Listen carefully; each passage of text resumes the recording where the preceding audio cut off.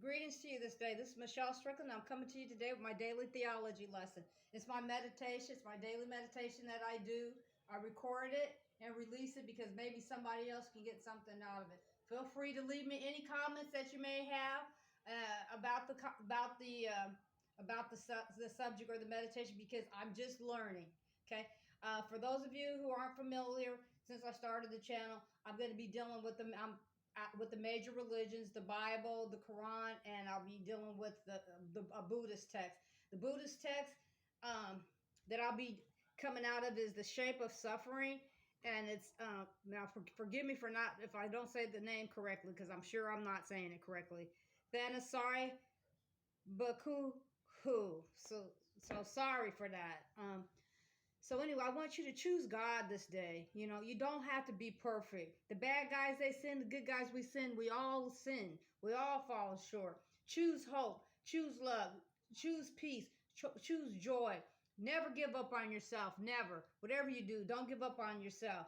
You know, if you can't find love from anybody else, love yourself first. But never give up on yourself because if you have yourself, you have everything and you can build from there. I'm finishing up the introduction. Now, it's for me, this philosophy seems to deal a lot with psychological processes and how we process information. So it's a little bit different than the other texts, but I'm enjoying it. I'm learning something, and I hope somebody else can get something out of it. So, all I'm doing right now with this text is I'm finishing up the introduction so we can have an overview of what the book is going to be about. Okay, so I'm finishing up and the introduction. So chapter 2 explores the inadequacies of the circle of mirrors image by examining an underlying image that the Buddha himself used to describe dependent co-arising, the image of feeding. So go back, if you don't know what dependent co-arising is, I had to look it up. Just kind of, you can either go back to some of the older videos when I start talking about it, or just look it up on the internet, okay? While the circle of mirrors suggests a harmlessly beautiful and static vision of dependent co-arising, the image of feeding reveals the inherent instability of dependent co-arising and the desirability of putting an end to the process. It's a lot of overthinking. It deals with a lot of overthinking and rehearsing. In psychology, they call it rehearsing, where you're rehearsing a situation over and over and over in your head. This chapter explores the theme of feeding with reference to the way this theme was viewed in classical Indian thought. And discusses the Buddha's strategic use of physical and mental feeding to lead the mind to a point where it no longer needs to feed. That's what it sounds like it's talking about, is like a rehearsing where you're just constantly thinking about the same thing over. And it's often, thought that about things that hasn't happened, and it can be, it can be negative, And if you're rehearsing stuff that hasn't even happened, that could put you in a bad place.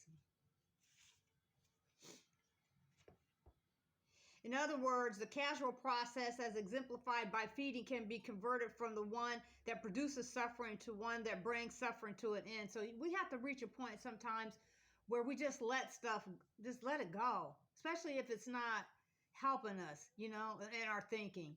If it's not getting us anywhere, sometimes it's just better to just move on from it, that thought, especially if it hasn't happened, or if you've gone through something, to keep thinking about it, keep having to think about that thing over and over and over. That it could be negative,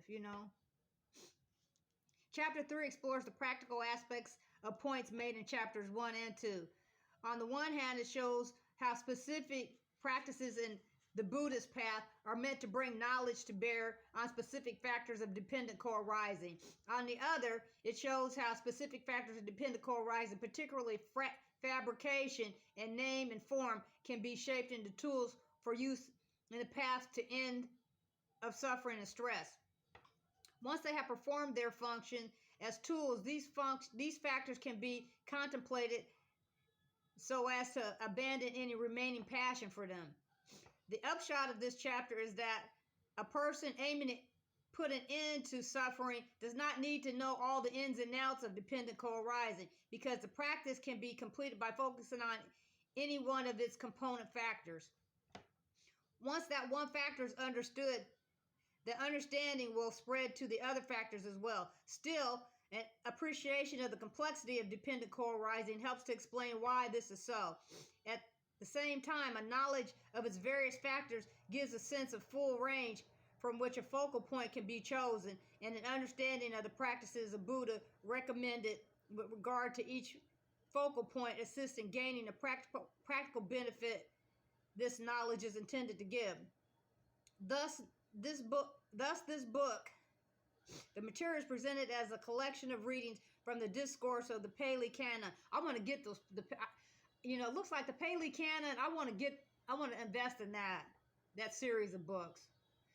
So I can read it word for word at some point. Our earliest record of Buddha's teaching interlaced with discussions to bring out their most salient points. I rode off to a monastery to get information about Buddhist principles, and this is one of the books. They sent me two, and this is one that they sent me to give me an idea about Buddhist philosophy. I have not attempted a complete discussion of all the relevant topics, for that would have created a book too complex to be of use. Instead, I have provided the discussions as food for further thought. Training the mind to feed itself in this way is an important step in using the teachings on dependent co-arising to attain their intended goal. Okay. So I know that for those of you that are probably just dropping in, it probably sounds kind of confusing because I picked up where I left off, and it's just kind of an explanation of what the chapters are. And I believe it's only 3 chapters in this book. So, but anyway, choose God this day. You don't have to be perfect. No one's perfect. We all make mistakes. We all fall short. Choose God this day, and remember, smile this day anyway, and reach out to one person at a time, one person at a time, one person at a time, okay?